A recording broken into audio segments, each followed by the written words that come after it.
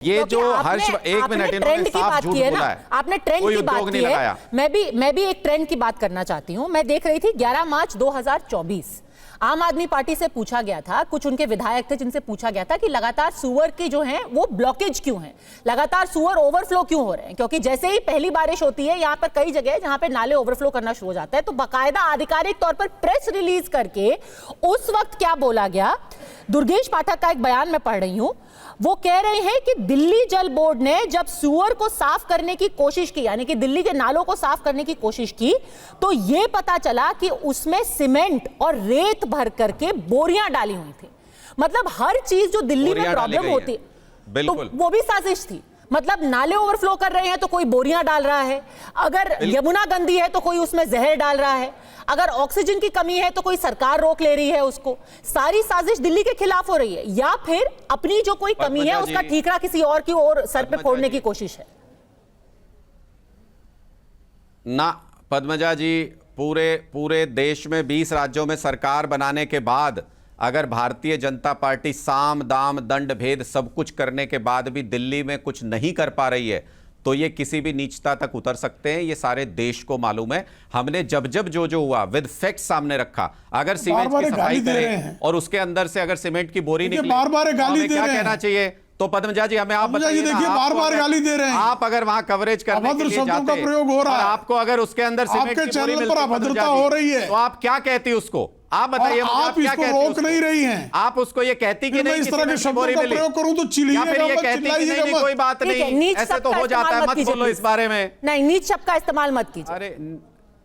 अरे मैंने नीच बोला ही नहीं। 5 बार नीच शब्द बोल चुके वो। काम को नीचता कहा है। मैं 5 बार नीच कहा इस नीच ने। मैंने तो नीच किसी को नहीं बोला। अब किसी को नीच बोलिए ही मत। काम को नीचता कहा है। आप ये बता दीजिए, नीच होता है केजरीवाल कितना नीच है? कोई किसी के लिए नीच शब्द का इस्तेमाल मत कीजिए। आप सिर्फ एक फैक्चुअल जवाब ये दे दीजिए। चलिए, अगर आपको लगता है कि भारतीय जनता पार्टी क्योंकि आपसे राजनीतिक दुश्मनी है इसलिए ये सब चीजें कर रही है, ऐसा उन्होंने तमिलनाडु में क्यों नहीं किया? तमिलनाडु में तो सबसे कड़ी टक्कर उनकी डीएमके से होती है, वहां पर लगातार कोशिश के बावजूद एक सीट नहीं जीत पाते हैं। केरला में क्यों नहीं करते? केरला में तो वामपंथियों की सरकार है जिससे उनका 36 का आंकड़ा है, आज तक उन्होंने भी ये इल्जाम नहीं लगाया। कांग्रेस की सरकार है हिमाचल प्रदेश कर्नाटका में, आज तक उन्होंने ये भी नहीं कहा कि हमारे पानी में जहर डाल दिया है। आम आदमी पार्टी से इतना वैमनस्य क्यों?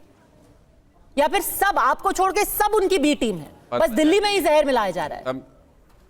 ना मुझे लगता है नहीं, फैक्चुअली ठीक से काम नहीं रहा उसमें। मुझे लगता है कि तमिलनाडु का एग्जांपल ठीक नहीं दिया आपने। 0.78% वोट आया था इनका, उसमें तो क्या ही बेचारे दुखी होंगे, क्या करेंगे उसमें मुझे नहीं पता। नहीं, तब तो उनको वहां पे एकदम सारी नदियों में जहर डाल देना चाहिए ना। पता है कि अगर हार की निराशा की वजह से वो कर रहे हैं, तब तो तमिलनाडु में भी करना चाहिए, केरला में भी करना चाहिए।